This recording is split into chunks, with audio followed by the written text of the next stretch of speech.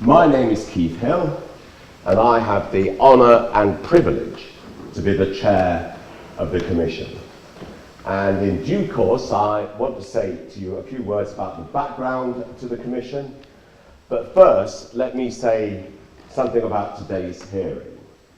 As many of you will know, I was once a Member of Parliament, and as such served on several parliamentary select committees, including the famous and very powerful Public Accounts Committee.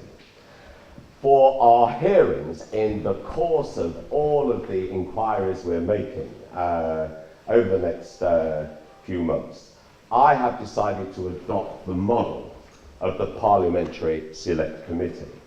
And that means that the Commission will interview witnesses, will put questions to them, and have the opportunity for follow-up answers.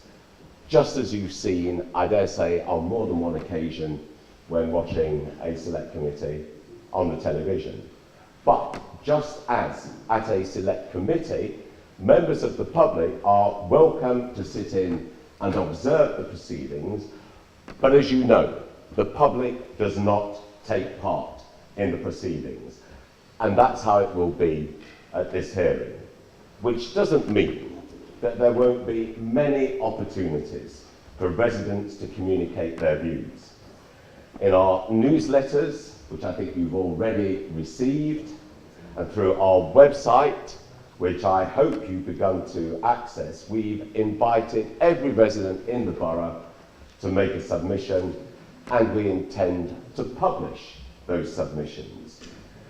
More than that, we, all of us, have made it clear that we're always ready and happy to meet residents, either individually or at public meetings, and some of those public meetings have already been arranged. But most importantly, we have appointed an organisation whose job will be to be in intensive contact with our residents and to get their views and report them to the Commission. That organisation is called TPAS, the Tenant Participation Advisory Service, and I'm going to ask their representative, our Independent Tenants and Leaseholders Advisor, Tom Hopkins, to say a few words shortly. But first, to give you a little more on procedure and arrangements, I'm handing over to Labab. Labab, over to you. Thanks, Steve. Thank you for attending the first Residents' Commission public hearing. My name is Labab, and I'm a member of the project team, and I'll run through some of the procedural matters covering today's proceedings. I'll begin with some housekeeping items, and the nearest ladies' restroom is out of the doors on your left, and as soon as you come out of those doors, it's immediately on your right.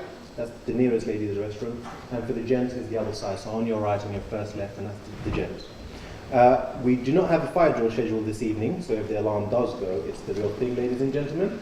So we make our way out and we meet at the forecourt in the front of the town hall.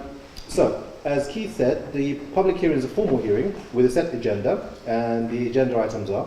So we'll shortly hear from Mr. Tom Hopkins regarding his advisory role for tenants and leaseholders.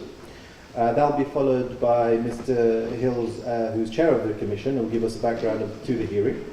Then Mr. Peter Bevington, who's an independent professional and member of the Residents' Commission, will provide an overview of the theme of today's hearing. We'll hand back to Mr. Hill, who will then give us a summary of the evidence that we've received for today.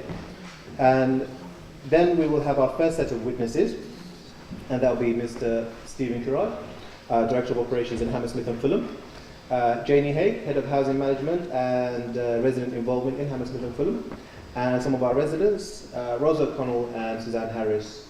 Thank you very much for attending.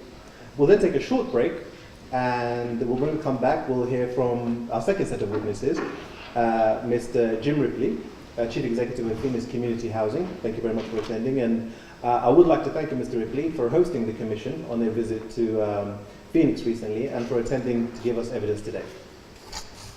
We requested submissions for tonight's hearing from the tenant management organisation, who provide provide services to council homes in Kensington and Chelsea. We've received their apologies. They're unable to attend this evening. However, They will submit their evidence to us tomorrow when members of the Commission are due to visit them as part of the programme of study visits. Completing the second set, we'll hear again from Rosa Connell and Suzanne Harris.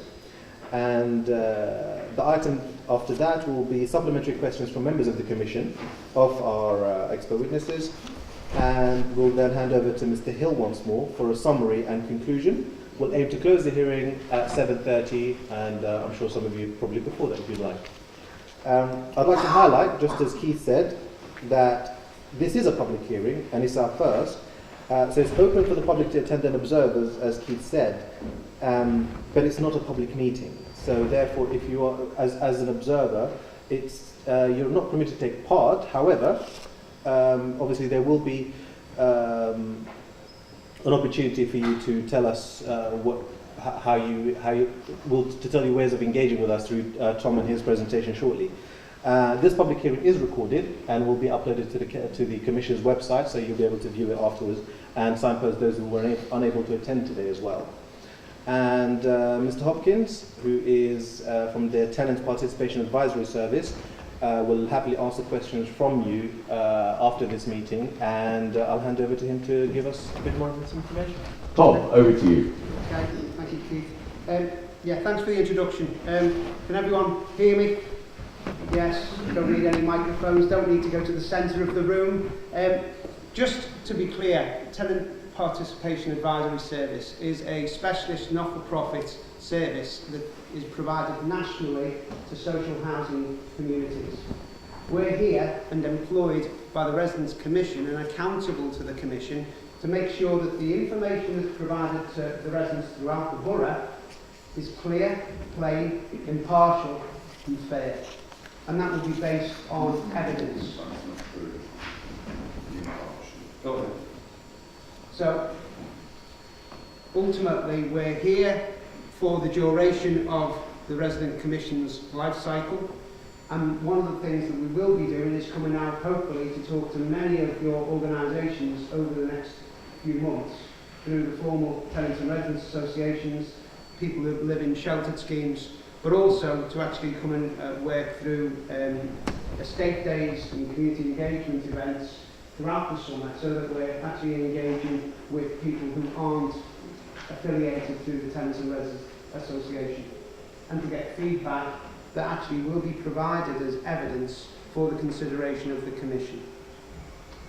We're also running free phone helplines, and I know that some people have taken advantage of that will come through to TPAS, so that we will be able to answer your questions carefully, honestly and confidentially, so that any information that is provided to us is actually treated with respect, and we will only be feeding back the overall views and themes from residents in terms of the evidence provided to the Commission's considerations.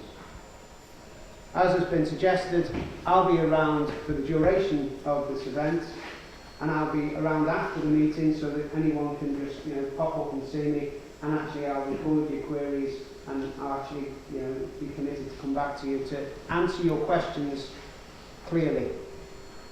Obviously, you will have views on this, and I will try and make sure that we respect everybody's individual views and make sure that you're clear about the outputs and outcomes of the Commission's work.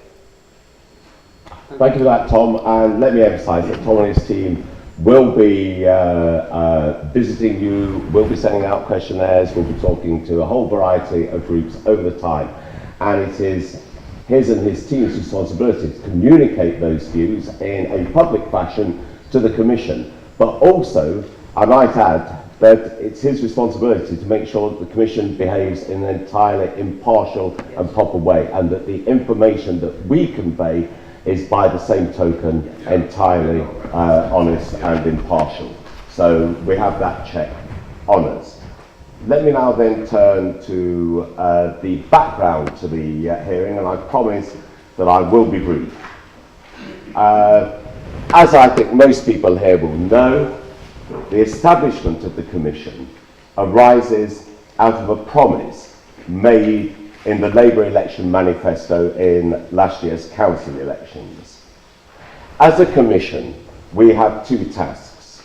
One is to explore ways in which tenants and residents in general might be given more control over the future of their homes and estates. In other words, we're looking at the future governance of council housing in Hammersmith and Fulham. Our second task is to look at ways in which more investment might be secured for council housing in Hammersmith and Fulham to improve housing services and perhaps to build more social housing. Actually, I would be grateful if you didn't interrupt. Please, I mean, I promise you there are going to be ample opportunities for you to express your views. I will gladly meet you one-to-one. We are coming to the White City. There'll be obviously a lot of chances for you to express your views without interrupting our proceedings. So I'd be very grateful if you would do that. Thank you very much indeed. Look, please. Please, please. It's a backhanded job from the council, and not from the people of the estate. I would be very grateful if you did not interrupt our proceedings. Our second task, I repeat, is to look at ways in which more investment might be secured for council housing in Hammersmith and Fulham to improve housing services and perhaps to build more social housing. And actually, there's nothing unusual about the task we've been given. In housing jargon, this is known as a housing stock options appraisal. And such stock options appraisals have been carried out scores of times, hundreds of times, up and down the country. But there is one important difference here. These stock option appraisals are normally carried out by council officers behind closed doors. The unique aspect of what is happening here in Hammersmith and Fulham is that the appraisal is being carried out by a commission comprised of 9 residents and 4 independent outsiders, and the residents on the commission will have the final say in what is recommended. And the appraisal is being carried out in public because we wanted residents to be confident that our proceedings were as open, as transparent, and as honest as possible. There are no foregone conclusions. We are completely open-minded. Yes, we will consider what a stock transfer has to offer. Equally, we will explore what is achievable under retention, that is to say, the council remaining as the landlord. And all the time, we will have 2 abiding objectives: giving residents greater control over their homes and the future of their homes, and providing excellent housing services and meeting housing needs, whilst at the same time recognising that the wishes of residents are paramount and that services need to be affordable. Remember, the job of the Commission is to make a recommendation to the Council about the way forward. It will then be for the Council to decide what recommendation to adopt. Above all, any proposal affecting the future ownership of council homes, if it comes to that, will be decided by tenants in a ballot. The residents are in charge, and that's as it should be. So, we begin our work today as a Commission with one straightforward and basic question, which is, what do residents want from housing and housing services? And I'm going to ask one of our independent experts on the Commission, Peter Bevington, to introduce our substantive proceedings today. Peter, over to you. Thank you, Chair. Good evening, everyone. Keith has asked me to just outline the theme for this evening's discussion and the evidence that we will hear from our witnesses. And I thought I'd just preface it by pointing out that we are going to have 9 of these public hearings. As you've heard from Keith already, the scope of the Commission's inquiries is very wide. And so in order to make sure that we try and do justice to the range of issues that will be of a concern to residents across the borough, our 9 public hearings each deals with a different theme. And the programme of hearings over the next couple of months will embrace other questions such as rents and service charges, investment, tenants' rights, the repairs service, models of ownership, and a range of other subjects. But tonight we kick off the series of public hearings with this question of what residents expect from their housing service. And the reason this is so important is that the blueprint for the housing service is going to have a major effect on how we look at the different options for the future. It's an essential part of what residents expect from the landlord, to know how they can get access to services, what standard of services are delivered, and what range and choice of services is available. So today, the plan is to hear from council officers and residents about what happens currently, what range of services, what standard of services, and what means of access to services currently exists within the borough. And then in our second part of our hearing, to understand what happens elsewhere and also what residents might aspire to by way of a blueprint for the housing service for the future. I'd also like to mention that these hearings are to open up a discussion on each of the themes. They are not going to be where the last word is said, and in fact the programme of resident engagement over the next couple of months that's already been described will be the opportunity to develop many of the themes and issues that come out at each of our hearings. So those watching and those listening tonight will have the opportunity to think about what's said this evening and then raise other questions that can feed into the Commission's work in the weeks ahead. Thank you very much indeed for that, Peter. There is a further item on the agenda, summary of evidence received. You'll be pleased to know that actually that will not detain us this evening, but we have invited via our website and via the newsletters submissions of views by residents and resident organisations, TRAs, etc., etc. And as they come into us, we will be informing you of what submissions we've received and certainly publishing them as far as possible on the website as well. But we're at a very early stage in our proceedings. This is a pilot public hearing, and I think the best thing is, without further ado, to get on with the public hearing. So I guess if Stephen and Janie would like to come down and take their seats at the top table here.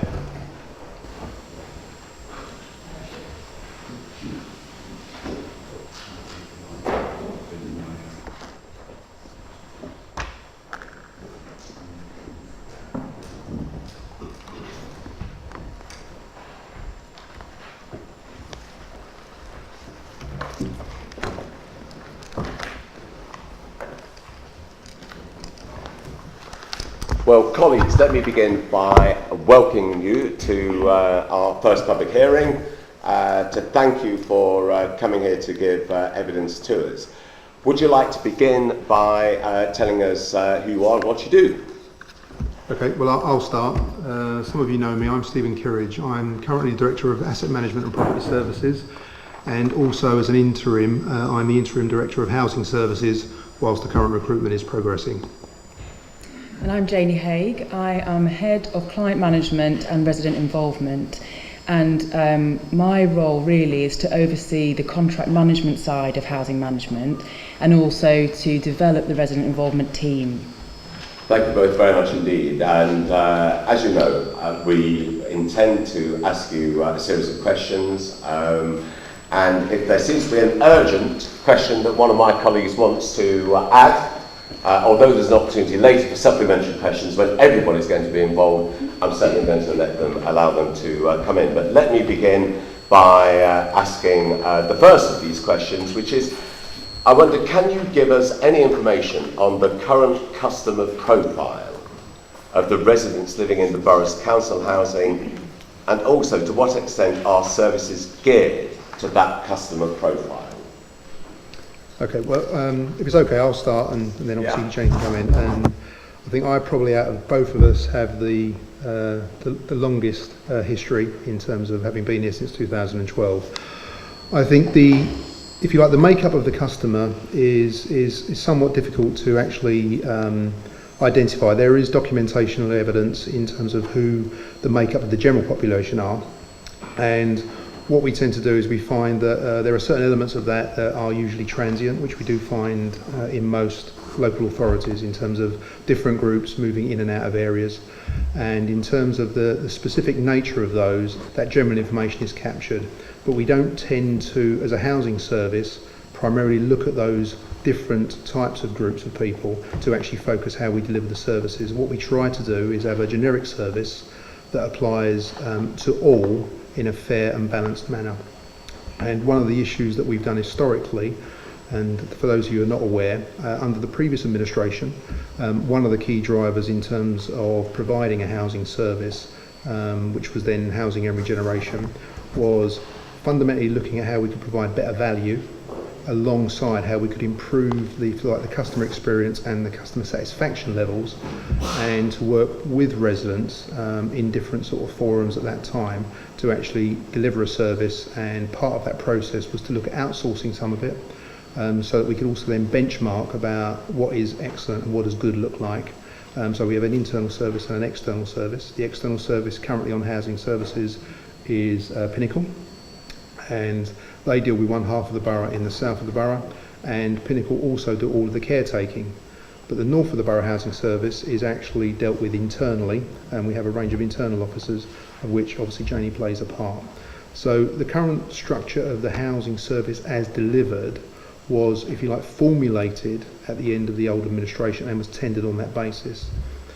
Since the new administration have come in, we've obviously worked closely with the new administration in terms of looking at their manifesto objectives, and we are now in the process, even though it's a year later, of actually adapting and looking to supplement some of the services that housing provide to meet some of their new objectives.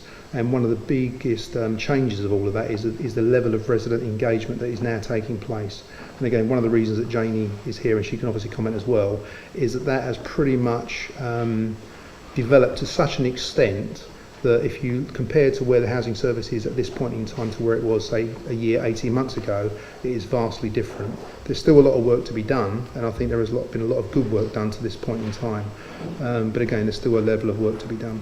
I think, as Steve says, he's got a lot more experience in this than I have. So I started in February this year, but I've got a couple of overlying stats. Yeah, of course. Can you hear me now if I speak a bit louder? Or just lean. Thanks, Steve.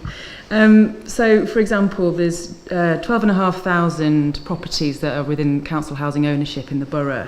And 15% of the borough live within those properties. And for example, the high level sort of figures that we have is that a quarter of the council tenants are registered disabled as opposed to an eighth of the borough. So obviously a higher proportion. And there's double the number of unemployed residents living in council housing as opposed to the rest of the borough. So with those sort of stats, what we're trying to do with working with residents is to look at, from an estate-based level, how do we try and improve the conditions that are there already. So, for example, what we're trying to do from housing services is look at the other services that are provided by the council. So we're trying to work closely with the employment and skills team, with adult social care, with Sports England, and bring those different services together, because as you'll imagine, we're very housing focused, whereas there's a lot of demographical issues here that are wider than that. So part of our remit at the moment is looking at the other services that are provided and linking that in to improve the situation. Thank you. Anthony Wood, who is one of our tenant members of the Commission with particular responsibility for sheltered housing. What are the arrangements for customer service? Can you hear me? Or can everybody hear me? Okay. What are the arrangements for customer service, i.e. access to and delivery of housing services, and are you aware of any barriers to access or needs that are not currently being met?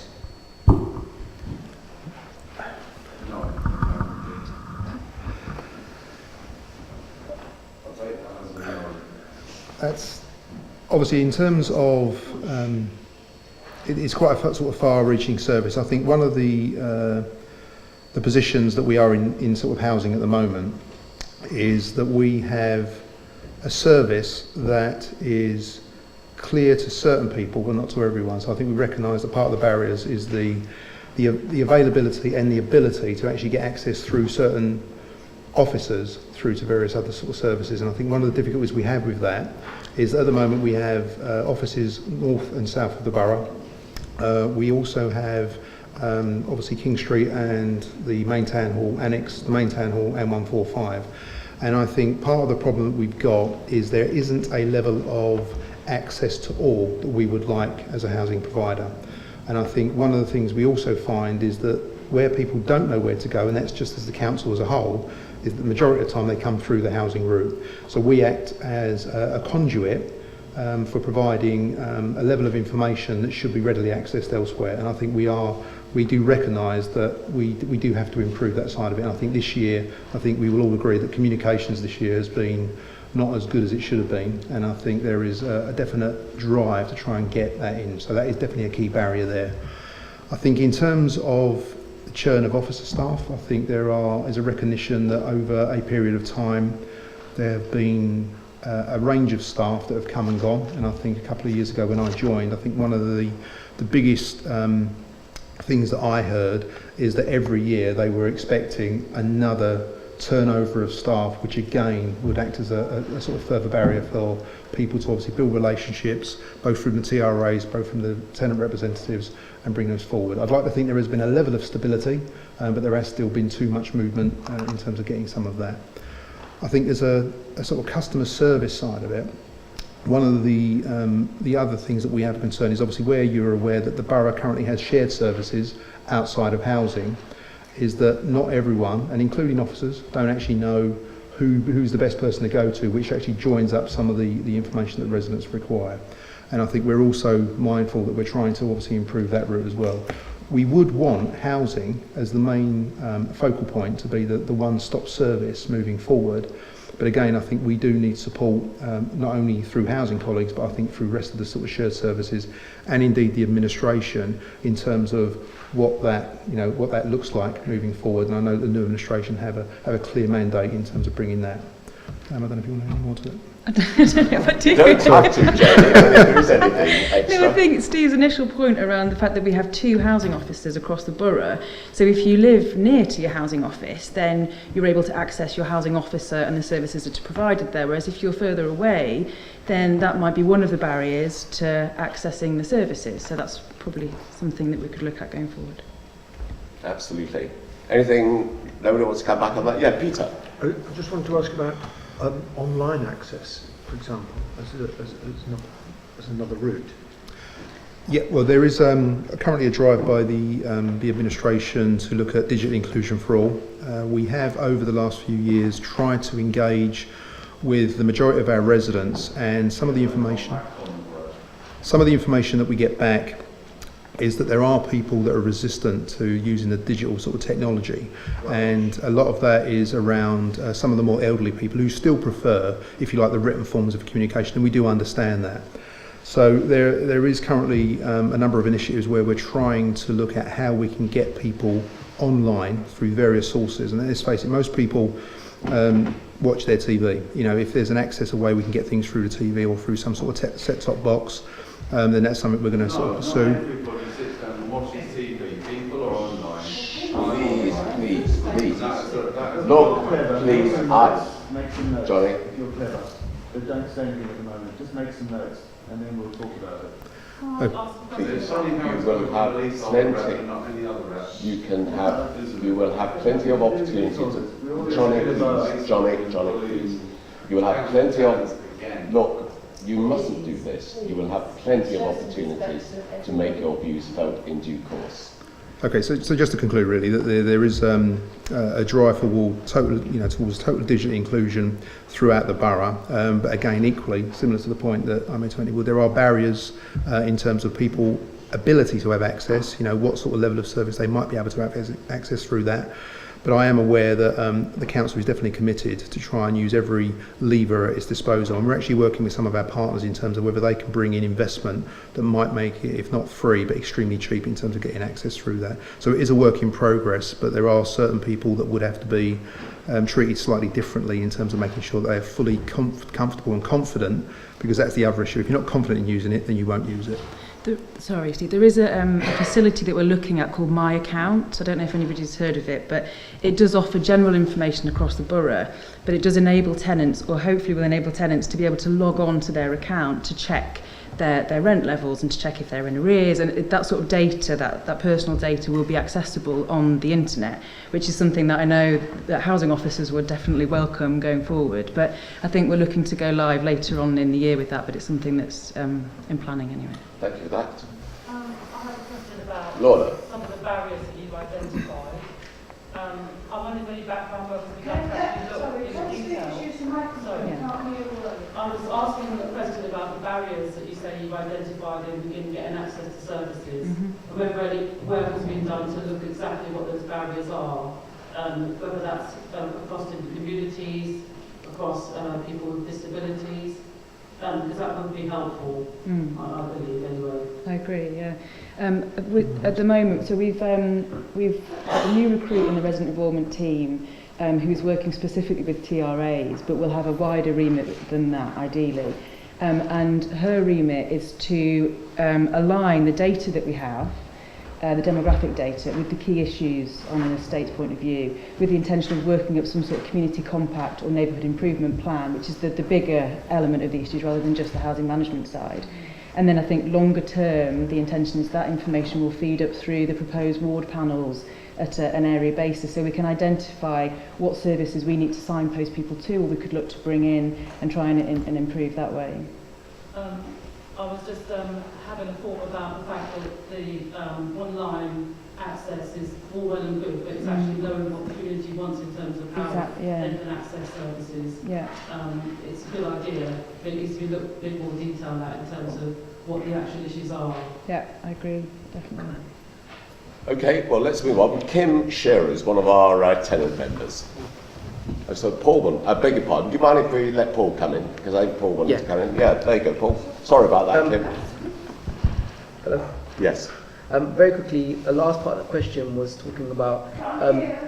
this mic's not... Hello? Oh, yeah, sorry.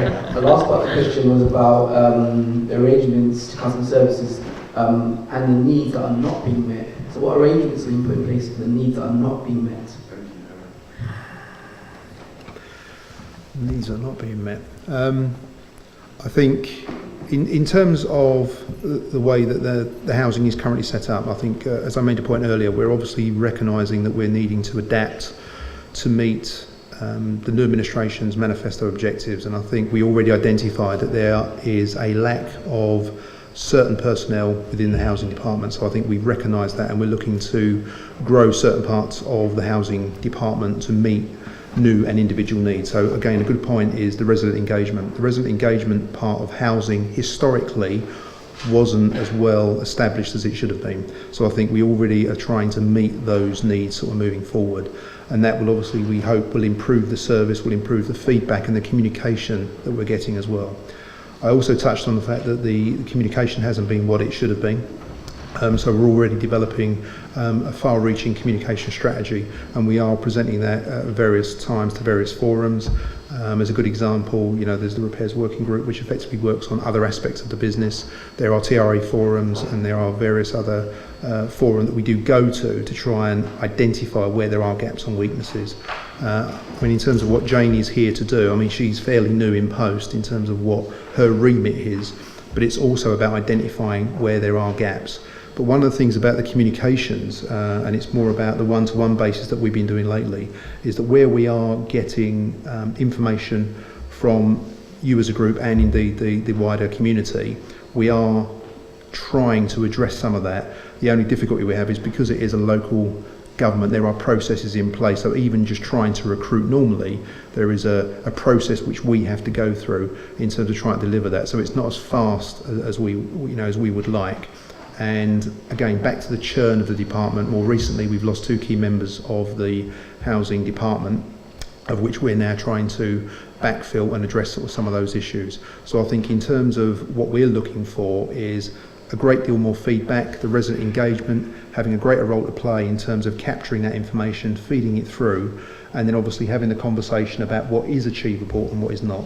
Because I think I would be remiss to say that we can do everything that everyone wants, because we also have to have one eye on the fact that, you know, we are still coming out of an austere period. There is still, you know, sort of a drive to be more efficient and to get greater out of what we deliver, so more for less. But we also want to make sure we do it as efficiently as possible. So we don't want to just be reactive, we want to be proactive, but in response to some of the feedback that we're getting. So I think that's just a sort of an overview of where we are, but I don't know if you want to add any more, Jane.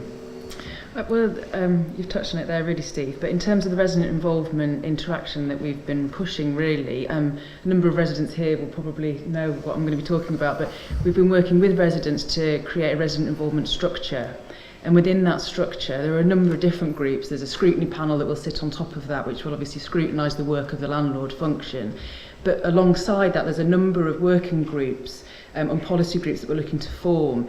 And part of that will be looking at how we can improve neighbourhoods and estates, but the other part is the sort of quality assurance role. So it enables residents to find out more about the contractual agreements that we're in and how we're performing from a housing management side. And it will enable residents to feed back and say, well, we're not very happy about this, can we look? So it sort of makes it more, what's the word I'm trying to look for? It holds us to account a little bit more, and it makes us more open to that, more transparent as a service. Fine. There will be opportunities, of course, after the break for further supplementaries. So why don't we move on to Kim? Kim. Janie touched on a bit of this question earlier. Has the council been developing housing services to offer different forms of tenancy support? For example, health and wellbeing, employment advice, financial inclusion, and if so, what evidence of success? And I'm particularly interested in people's aspirations for future. Okay, there's a couple of different things in there really. In terms of employment, I know that the contractors, for example, Pinnacle and Mighty, have taken on apprentices, offered work experience opportunities for residents in the borough. I think Mighty provided a substantial training budget within their contract. So there's a number of sort of schemes we've tried to run with the contractors, but alongside that, like I mentioned before, we've been working closely with the employment and skills team to try and deliver training initiatives, try and make sure that tenants are aware of the opportunities that are out there. So again, it's they sit or used to sit within the housing function, but they wouldn't have been necessarily a housing management function. But it's making sure, I feel, that the housing management staff and the teams know who to signpost people to. So if there is an employment and skills awareness day, for example, or there's some training opportunities there, it's making sure that that's signposted back through to the TRA chairs, for example, at the TRA forum, and trying to link those sorts of things through. In terms of the sort of wellbeing side, we've worked closely with London Sports Trust to deliver a number of activities on the estates. I think Fulham, the Bayonne estate and Fulham Reach is one of the biggest ones, I think, at the moment. Resident-led, very much so, but applying for funding and trying to bring in those service areas to work with underprivileged children and provide sport opportunities for them. And another initiative really that we've been looking into is the HEAP scheme. So this is looking at groundwork funding, environmental improvements that are very much led by residents on their estate. And that's something that we need to definitely consider going forward in terms of community development. There's community initiatives that everybody can get involved in and champion and drive forward. Is that okay, Kim? Yeah. Jolly good. Okay, Sophia, who is also one of our tenant members of the Commission. What levels of performance does the Council currently achieve, and what levels of customer satisfaction? Okay, this is quite a broad sort of a subject really, and at the moment it's quite emotive, since obviously we've been working through the last year in terms of what we're trying to sort of deliver. There are different measures that are captured through, whether it's through the estate service, whether it's through housing services, or whether it's through the repairs and maintenance sort of service. Currently levels of globally resident satisfaction are somewhere around the 80 to 83% generally. And I would caveat that by saying that you will get different responses depending on which questions you ask, and we use different forums to actually gather that information. So the council at the moment, through its estate services side and from the repair side, uses a company called K-West, which is an industry standard organisation that has a list of standardised questions where they ring up residents and ask them a number of questions based on their recent experiences. One of the difficulties we've had within the last year is a number of these avenues that we take to gather that information are very generic. So sometimes when you ask the question, if someone has had a bad experience with, say, the council generally, and you phone them up and ask them specifically about housing or another service, you 9 times out of 10 will get a negative response. So we are currently going to be working through the resident forums and indeed the repairs working group to have a review about what does good look like and how do we capture that information. So on the whole, satisfaction is going in the right direction. It's not as high as we want it to be, and as I said, it's around the 80 to 82% overall. But the problem that we have is I think it needs to be turned on its head, and I think you need to come from a position of the one driver needs to be customer satisfaction generally, as opposed to looking at some of the other key aspects, which we do capture a range of information on KPIs. So we capture everything from calls answered within a certain time, the politeness of people that they speak to on a daily basis. And I think we recognise that you as the residents and indeed the wider population need to be able to get what they want when they want and in the time that they want it, to be able to say, yes, we've had an excellence at the service. And that depends, and that's irrelevant of exactly what we're providing, whether it's speaking to an estate officer, whether it's speaking to a repairs worker, whether it's speaking to someone in central services over in the town hall. It's basically they get a standard good level of service throughout. And I think whoever you ask, not just us, but if you ever ask anyone in the council, they will all have a different perspective on what the sort of resident satisfaction on the left. So again, on the highways, if you ask someone if they had their bins cleaned lately, or the refuse, was it done in a satisfactory area, if they've had a bad experience, it will reflect on other parts of the business. So we are currently working with Councillor Coleman in terms of looking at what we can do about resident satisfaction and indeed how we apply that to the contracts that we have in place and indeed the internal officers ourselves. So at the moment, going in the right direction, still a lot of work to be done, but we do have to think very hard about how in the future we want to be capturing this information and then what we do with it and how we learn lessons from that and feed it back in, because at the moment we don't necessarily use the information that we get wisely in terms of trying to improve weak areas of the service. It's done more along the lines of it's a monthly task that is undertaken and we haven't really utilised it to its full potential. So hands up, it's the fact that we are trying to drive forward but not necessarily driving forward in the right sort of areas. But as my understanding over the last few years since I've been here, I have seen a natural trend of improvement, but I think there is still a way to go. Sophia, anything else on that? Could I ask you if you, sorry, do you want to ask another question? Yes. You mentioned performance of 80. Overall customer satisfaction at the moment is between 82 and 85% overall. But the last figures I saw were around 83.5%. But it's based on a certain level of criteria that basically, the way the questions are asked, they will give you a certain level of answer, which isn't always necessarily what you actually want to get as a true reflection of what you're actually, the service that you're delivering. The K-West company that I mentioned to primarily deals on the housing side from estate services, so the contracting side. And when you look at the list of questions that they ask, and they can't change them because they do it industry standard, is that sometimes you can ask the question that you know the response will be negative. And in that sense, what does that give you in terms of positive feedback? What you want to try and do is get the actual experience of the customer to be able to actually contribute, and then you improve. But if you're going to ask a question that ends up with a negative answer, there's nowhere to go from that because you've already asked the question in a certain way. So I think that's where we're trying to be able to adapt, and what we're looking for long term is a series of questions that meets the need of this council to give you the responses that you require, that gives you a true outcome. And I think that's the difficulty that we have at the moment. So one could say, what does that figure mean? How? Again, in relation... How does that compare to other providers? Okay, well, what we have done, because we did recognise that the way that we ask the questions in the industry is that doesn't necessarily give you the right outcome. So we have looked through the Housing Quality Network, which are an industry benchmarking organisation, the HQN, and where our figures currently sit, we're in the upper quartile of all of those areas. But a lot of the upper quartiles start around the 75% and upwards. So when you look at like-minded organisations, other local authorities, other registered providers, other RSLs that are out there, they feed information into HQN, who then capture the information. And as we stand at the moment, we are actually performing well in the upper quartiles of those brackets. But we want to be more focused to actually get to, rather than saying you're in the upper quartile, so it could be anything between 75 and 100, we actually want to try and narrow that to get to the exact outcome that we need.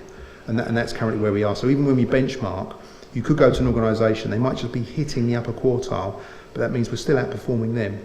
So we want to get a true reflection and be able to ask the questions in such a manner that gives us the positive outcomes that we're looking for. Just to add to that, if I can, one of the things that I know residents have raised to us at residents' forums is a lot of the customer satisfaction is based around the survey, which we have to do contractually as part of the key performance indicators. But we're very keen to look at other methods like mystery shoppers, for example.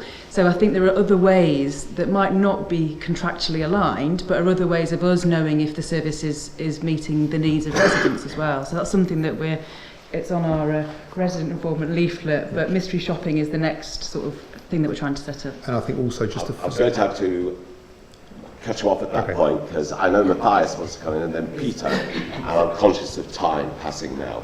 Thanks so much, Chair. He's one of our leaseholder members. Yes, thanks so much, Chair. I just wanted again to come back on the level of performance, and being someone who has some good information about statistics and numbers, I just want to see that the last conference we had, the leaseholders, the tenant satisfaction levels were about 78%. But the leaseholder satisfaction was 28%. And I think that was mentioned was not good enough. Do you have any numbers about how far we have moved in terms of those percentages, looking at the tenant satisfaction and the leaseholder satisfaction? Thank you. Thanks, Matthias. I personally haven't got access to those figures as we're sitting here talking today, but I am aware of the gap between, if you like, tenant surveys and leaseholder surveys, because there is a recognition by the housing department that what residents want, tenants want, isn't the same thing as what leaseholders want. And I think it's how we provide a service that is fair and equitable on both sort of levels. And I think there is a drive, and I think there has been an improvement to the leasehold service levels, but the actual numbers, I'm not sure if we have access. Stephen, let me come in at this point. There are a lot of numbers involved in this. I wonder if you could let's have a note on the current performance on the key indicators, the direction of travel, any benchmarking data you have with other authorities, and finally, in particular, any data you might have on levels of satisfaction amongst leaseholders by comparison with tenants. Peter, I think you wanted to come in. Sorry, I hope this isn't an unfair question, but you mentioned earlier, Stephen, about the initiative to outsource part of the housing management service. Mm-hmm. And I just wondered if you've learnt anything yet, I know it's still early days, about the contrast between service that's provided in-house and service that's outsourced. Having seen, I'm trying to think back to the latest figures that I have seen. Interestingly enough, I think in-house performs better than outsourced. There is a slight gap, but I think that's probably the way that the business models run, in the fact that local government approach to it is, because you have a greater understanding of the wider nature of the local authority, then it's much easier to actually provide a slightly better service. I think what we want to do is to try to make sure that there is that levelling out of that playing field, and I think it comes back to the comms about how you access, and it's easy for individual officers to actually be able to access, and I'll be the first to hold my hands up. There are probably still parts of the business some 3.5 years later that even I'm not quite sure centrally necessarily where to go because of the shared service type of arrangements. And I think if that's what we are struggling with, you can only imagine what some of the residents are sort of struggling with in terms of getting access to that information. So at the moment, slightly better sort of in-house, but I think that's more about how we, all access the information moving forward. I think we'll have to draw a line under this particular session. Remember that don't go away because we want you to come back for the supplementary questions later. But in the meantime, we are very grateful to you for kicking us off in this very helpful fashion. And many thanks. And now I think, having heard the council's perspective, it's our turn to hear the residents' perspective. So I'm going to call on, I think it's Ros O'Connell and Susanna Harris to come and talk to us.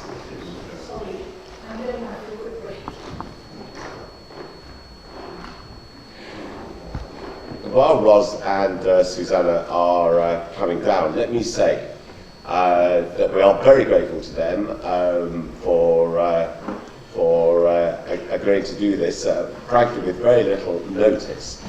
My expectation is that as the work of the Commission continues, we're going to have a lot of submissions from tenants and residents associations from all over the borough, and it is my intention and expectation that we will have in due course those TRAs before us to offer their views and so that we can do questions on their submissions. But in the meantime, I think we have Ros O'Connell. Are you alone, Ros? I think Suzanne has just had to make a mad dash for the loo. She'll be on her way back. It's probably the nerves. This is very daunting for sitting in front of everybody. But well, look, we're very pleased to see you, and we look forward to Susanna's return. But in the meantime, let us kick off with our questions to you, and I'm going to ask one of our... Should I just give a brief outline for people so they know who I am? Yes, actually, yes, you're absolutely right, Ros.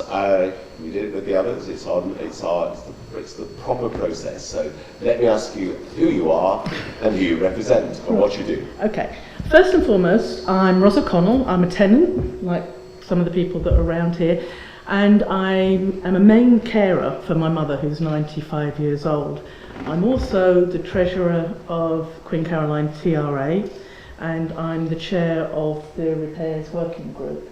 And so I have across the board, and even so I find things that, like Stephen was saying, it's like, oh gosh, did that happen? Really? Okay. But that's my background of why I've been asked to speak today, I believe, as a representative. Well, thanks very much thanks for that, and thanks, as I say again, very much for stepping up to the mark here and doing this for us. I'll turn to one of our least honourable members first, Andy, for a question. Andy. Hi, Andy. My question is, how do residents gain access to the council's present housing service? Sorry? Is that better? Yes.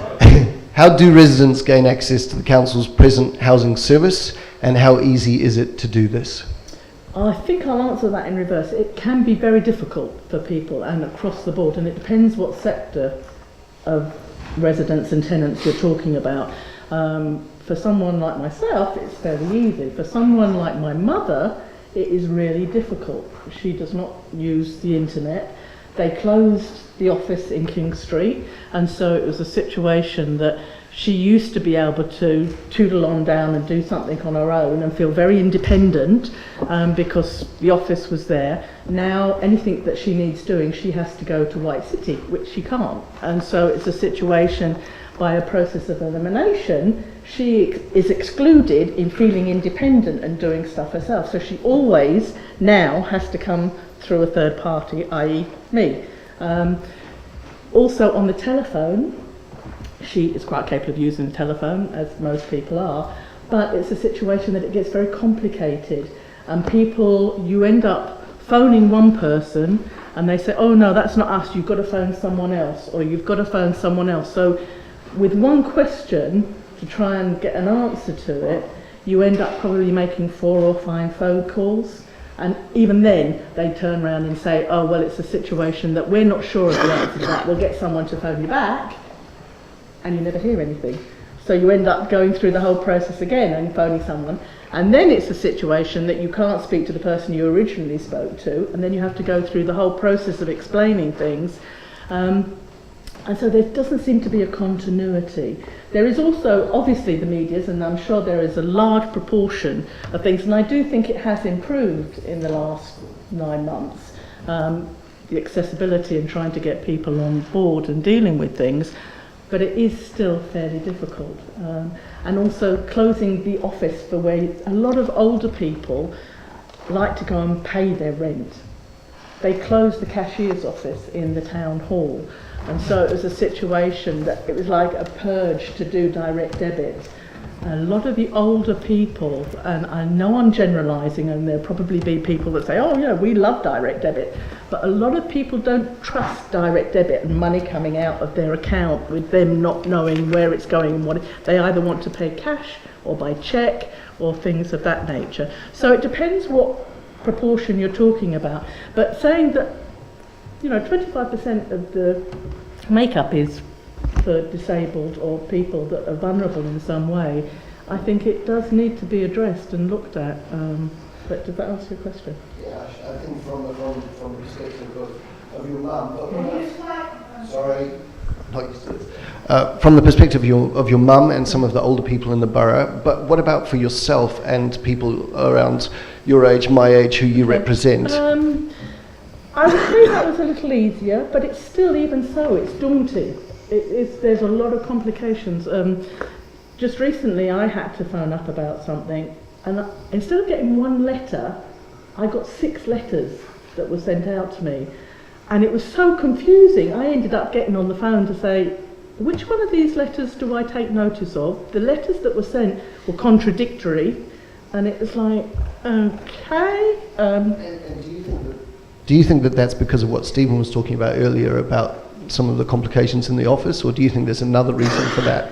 I think it's because of a lack of communication in some cases between departments. I think one department doesn't talk to another department, and you phone up and then one person's dealing with it, but rather than getting together and dealing with it as an entirety and it's a holistic situation, you get all the different departments writing to you, and they're all coming at you from different angles, and you think, okay, who supersedes what? Which is the latest one? Which one do I listen to? And I'm sure that's the same whether you're 19 as a tenant or whether you're 90 as a tenant, because it's confusing, which one do you listen to? But I do think, as Stephen said earlier, that there are improvements that they're trying to streamline. But Susanna, would you like to? I'd then just extend a welcome that I extend to Ross. I wonder if you've got any. Were you talking about how? Were you talking about using direct debit? The accessibility. Access. I tend to email, but I know a lot of people don't have email. Email I find is tremendously convenient because you can't. I lose letters, and it's much harder to actually lose the computer. But I know a lot of people don't have email, and while I can quite understand people's reluctance to go ahead with that, I think it would be tremendously easy once people know. How easy it is and how you've got it in writing in front of you, and that you can do it any time of the day or night and so forth. That's one thing. But I agree about being frightened to set up a direct debit. It is easier for the council, it's easier for you as well, but things do go wrong, and that is frightening. You can be frightened that your entire account will be cleared out by mistake and you'll be charged an overdraft and you'll get your credit rating downgraded and so forth. But I can understand it streamlines things and saves money. But as far as access is concerned, we do hear at TRA meetings how very difficult it is and how many phone calls and how long they've had to stay online and be passed from person to person and then cut off, and it costs a lot. And I think that people like Mighty and Pinnacle are right in giving people a choice of how they communicate, how people communicate with them, landline, mobile or email. And I agree that departments don't talk to each other. I worked for Westminster Council once, and I was amazed that it was the practice in my open plan office for people to email each other when they were sitting across from them. And I thought, this is extraordinary, why don't we just go and talk to them? And I realised how very, very sensible it was. And if different departments would copy each other in, and different sections of a department, you would get one proper communication sent out to the resident. Okay, fine. Sorry. Can I ask, you've mentioned about the difficulties you faced in terms of access. So if you were having issues with the access and that escalated to becoming a complaint, is a complaint easier? Does a complaint receive more attention, or is that just as difficult? I don't really know. I've complained about the service that I have, or rather not had, from Mighty, and I've certainly had a response from council officers and from my councillors. Whether the complaint has actually gone to the person it should have gone to, and whether that person has in any proper way responded, I don't know, because my complaints related to a particular piece of work that needed done, and Mighty behaved appallingly badly throughout and caused upset to all sorts of people, not particularly me, as it turned out, but they did behave shockingly badly. But that was a one-off. Whether the next time round, or whether with future projects they will behave properly, I don't really know. I don't think you know whether that particular problem has been properly addressed unless the same situation occurs. But from going to forums and TRA meetings, it does seem that complaints fall on deaf ears, and that the same sort of thing happens again and again and again to residents. Like an appointment being made, a resident stays in, takes a day or half day off work, and the people don't turn up. And I imagine that resident will have complained, but the same things happen over and over again. So I guess that complaints are not dealt with, except to be given lip service. Thank you. Shirley.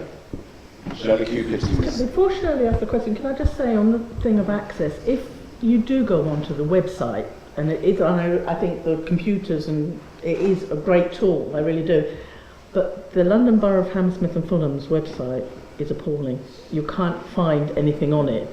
It's a situation that you spend an hour trying to worm your way through, and I have given up. And I wouldn't say I was the most computer literate, but it's a situation that I found it very difficult, and I just ended up phoning. But sorry, you were talking about access. Well, that's a topic we may come back to later. In the meantime, I'm going to ask Shirley Cupid, who's one of our tenant members, to ask a question. Thank you for coming.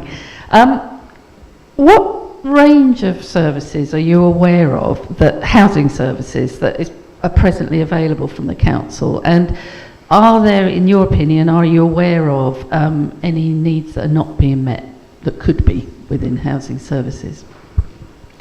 Well, I'm afraid I'm not really very aware of what is available. I think that probably supported housing is lacking in both quality and quantity.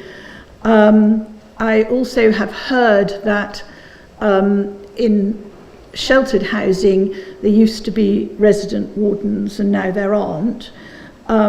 This is sort of hearsay, but it's reliable hearsay. And in general, as everybody knows, there's not nearly enough rented sheltered housing. But I'm not properly aware of the services that are available.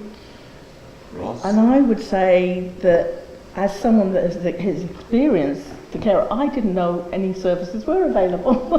And it was only as a pure chance I had a meeting with someone that I found out that there were services that were available to me as a carer, and my mother, that housing did deal with things. So I don't think there is a lot of information out there to the general populace of the social housing. And it may be that I was just living in a blinkered world, I don't know, but I talk to other people on our estate and various things and saying, oh, well, you know, did you know this, did you know that?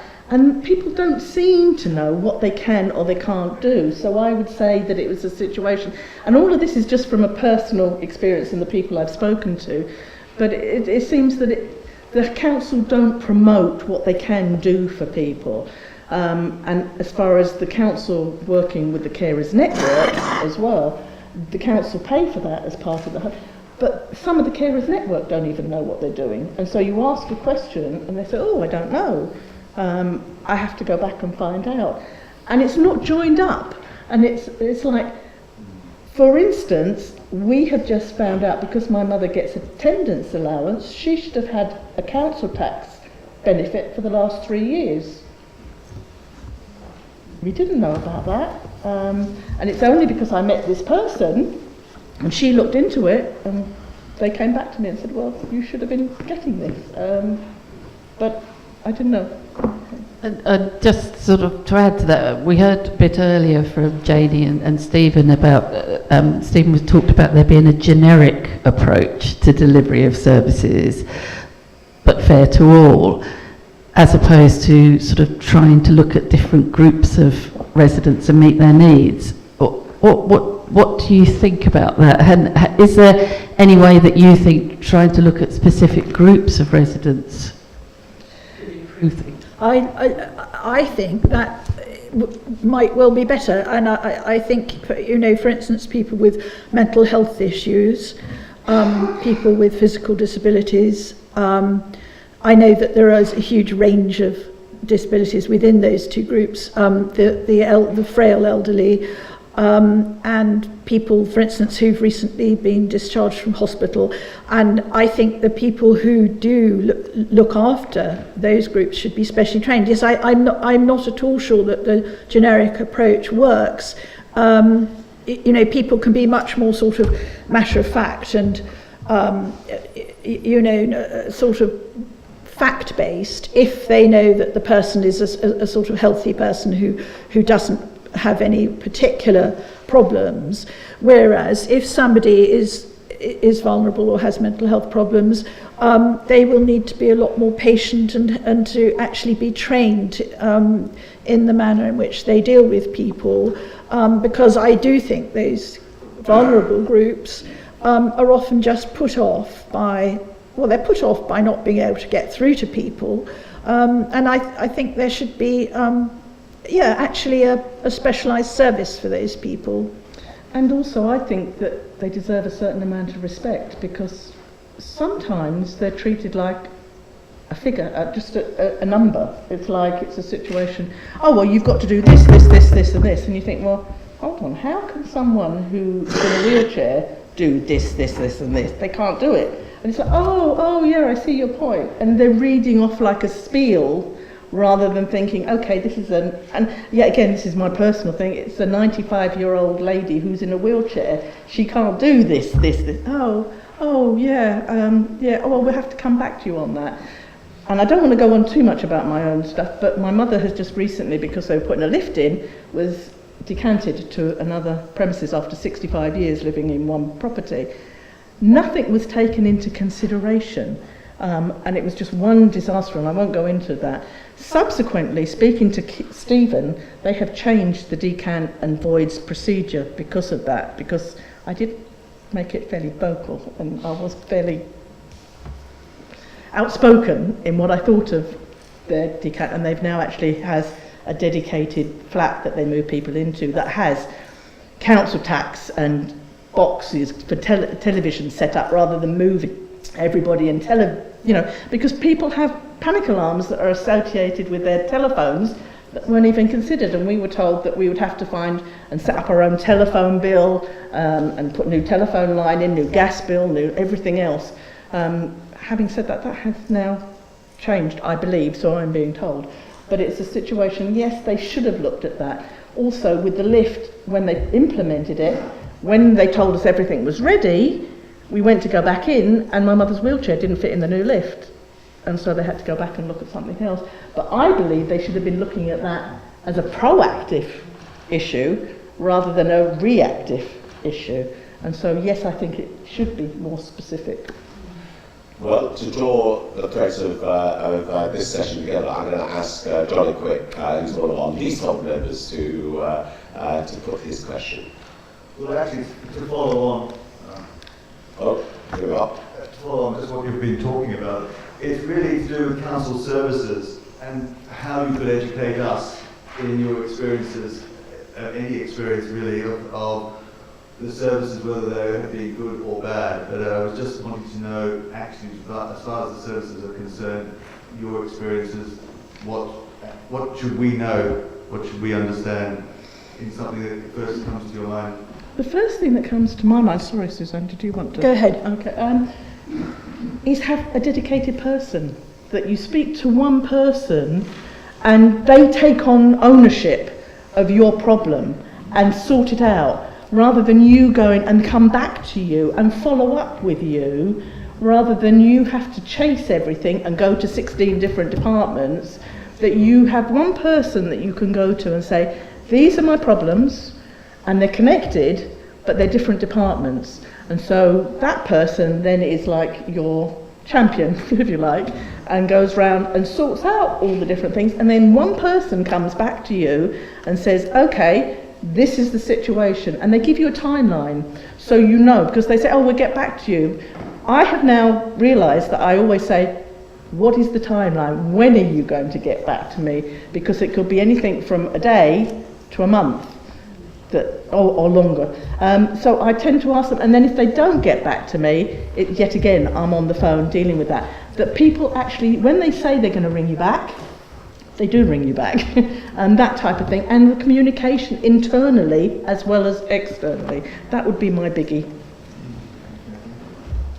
Sorry. Yes, I agree with you. I think I've probably said enough about Mighty. Is this the last question? It is the last question, Suzanne. Well, at some point, So go to town. Well, what I wanted to say, which isn't really the answer to any of these questions, is that I think tenants and leaseholders should be able to live in their properties with a sense of security and not in fear. And this, to be honest, I don't care if our stairs are clean. I do care if in a couple of years' time our block is bought or given away, as happened recently in Barnet, and we're told we're going to get a certain amount of money which will no way buy us a place anywhere near where we live, and by then, we'll be, my husband and I, be in our 70s and 80s, and our only option will be to move probably many hundreds of miles away, which I think would probably finish my husband off. And I think that that's the main thing. We should be able to live securely in our property, whether we're a tenant or a leaseholder, not in fear, which is, a great many things on the news that are happening in this borough, under Labour councils in other boroughs, and have already happened. The Haygate affair in Southwark, for instance, and the West Kensington and Gibbs Green estate has simply made us very, very frightened, and I do not think that should happen, and that is my main concern.